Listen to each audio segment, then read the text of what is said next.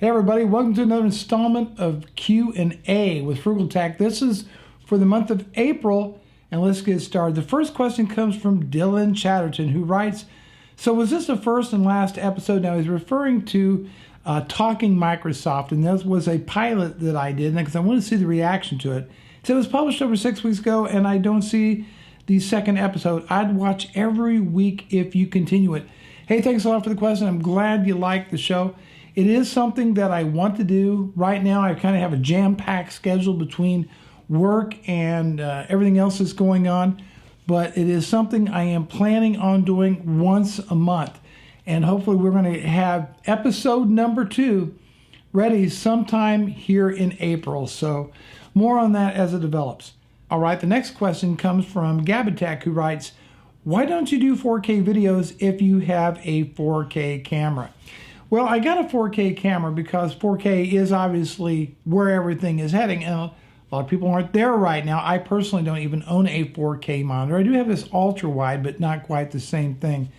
Look, the main reason you want a 4K camera, even if you're doing 1080p content, is the ability to crop and zoom in on your edits without losing detail, because you've got so much more resolution with a 4K video that's dropped into a 1080p timeline.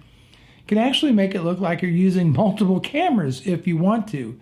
So that's really good. And also when you can take a still from a 4K video and turn that into a beautiful photograph. So there's a lot of reasons to go ahead and pull the trigger on a 4K camera, even if you're not uploading 4K content.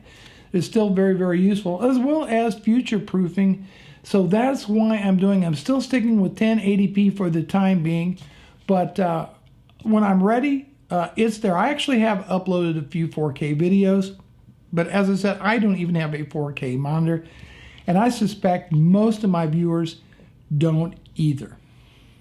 All right, this is more of a comment. It comes from Perry Wilson. Now, Perry is writing about a video he did about MKBHD when he got a main gear custom PC that he was going to review on his channel. And basically the purpose of the video was I did not see MKBHD explain just how he came into possession of that computer. But anyhow, I want to read this comment from Perry Wilson, who writes, why does everything have to reflect the narrative of the white men with white privilege in America? Like their view of that the only one that matters. This isn't network news or newspaper journalism, it's YouTube. He doesn't owe anyone anything. If you don't subscribe to his channel, you definitely have some nerve thinking it's your place to try to suggest what he should do for the people that subscribe to his channel. He says, do you, and let Marquez Brownlee do him. Wow. First off, when I review any product, I want to make sure in my video that I let people know very clearly how I got that product. This is a requirement from the Federal Trade Commission. Now, a lot of YouTubers don't do it, and they slip through the cracks. But the reality is, if the video is sponsored, whether you got free product or whether you were paid to do it, your audience has a right to know how you came upon that product. Now, Marquez did not mention in his YouTube video that he got it at no cost provided to him. Now, I was told later he actually mentioned that in a live Periscope session that he did, but that was not in the video. So I'm not calling Marquez out on it. I'm simply bringing it to everybody's attention. As a technology reviewer, you owe it to your audience to fully disclose how you got that product, whether you're paid to review it, whether you got it for free, and if the provider of that product has any editorial control on the content. This has nothing to do with Marquez Brownlee's color of his skin or anything else. It's simply what the FTC requires, and I call it doing the right thing for your audience. That's not racism. That's not anything but asking them to follow the rules of the road so we all know how that reviewer got that product, okay? So I'm going to leave it go at that. Okay, the next question comes from Casper Do It All. This is rather long, so I'm going to kind of condense it down. Writes, do you think it'd be wise for me to sell my Surface 3 for an iPad Pro? Now, I basically purchased the Surface because he loves to draw.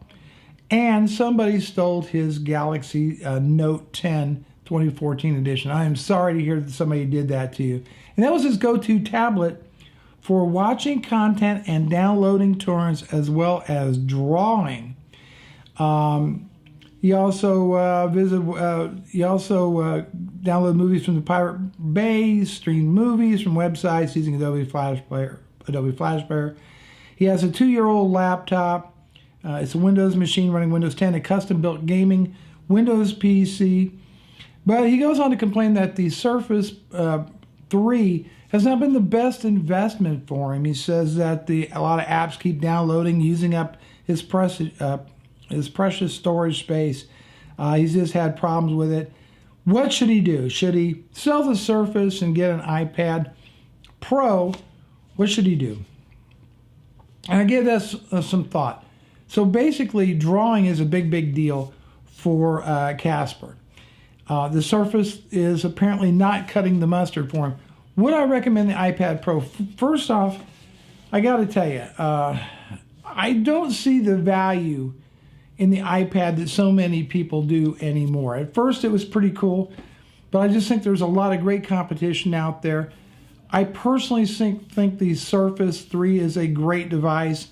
I have heard of other people having some issues, especially, with Windows 10 on them. However, it's really a philosophy thing.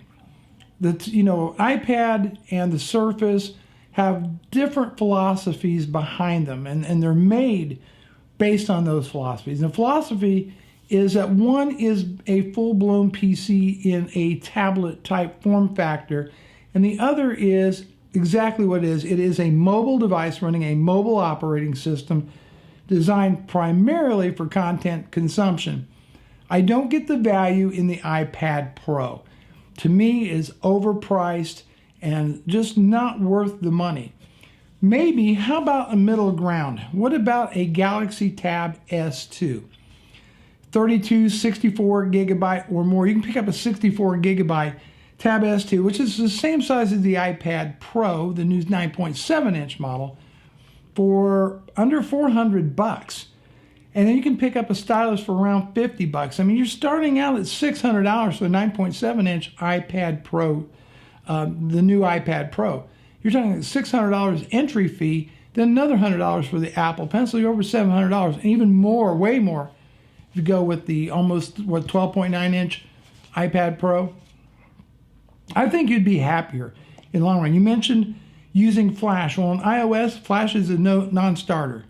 Don't even go there. It just doesn't work on iOS. So, in my opinion, why don't you go in the middle ground? Maybe sell your Surface if it's not doing the job for you. It doesn't sound like it is. Take a look at a nice Android tablet and a nice stylus. You'll spend a lot less money. You'll get great hardware, and I think you'll be happier going that route than wasting the money, in my opinion, on the iPad Pro. But I don't know if you do stuff professionally. Some people really love. I mean, I'm saying that the Apple Pencil isn't really good, but it's super expensive for what you get. So maybe there's a nice middle ground. It's your budget and what you're going to use it for. But personally, I would maybe look at that Galaxy Tab S2. Maybe even look at a refurbished model. I think you're going to get more for your money, and I think you're going to be just as happy with that device. Okay, the next question comes from Garrett R. Garrett, seen my video, the unboxing and first look of the Sony AX53 camcorder.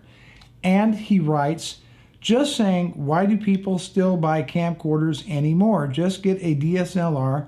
We can also record 4K video, take way better pictures for a very similar price. Okay, let me explain to you why I bought this particular camera.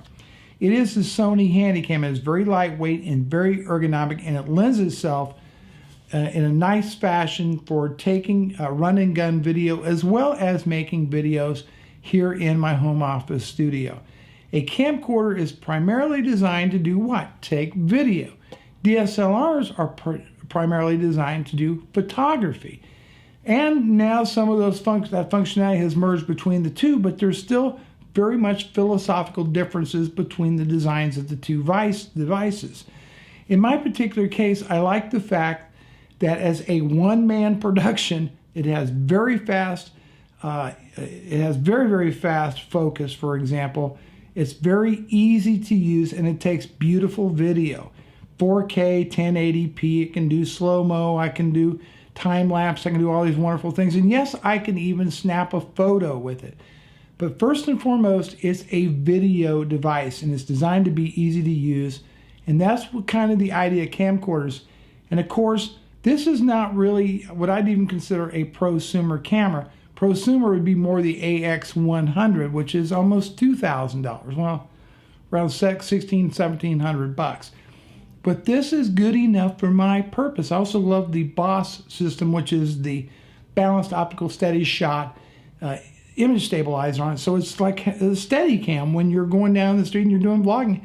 That's why I got this. I've already produced a couple vlogs using this camera, quite a bit actually. DSLRs do a beautiful job on 4K video. They do a good job on much of this stuff, and they give you a lot of flexibility if you're into that sort of thing. I, on the other token, and I think many other people, they want to take beautiful, great video very, very quickly, and they want a very ergonomic design, and I think that's why. Now, you can talk about things like rolling shutter in DSLRs. You can talk about overheating, which a lot of them are prone to do if you record much 4K video for any length of time. Most of them have a time limit on how long you can record a video for. There are downsides to a DSLR because they're not a camcorder.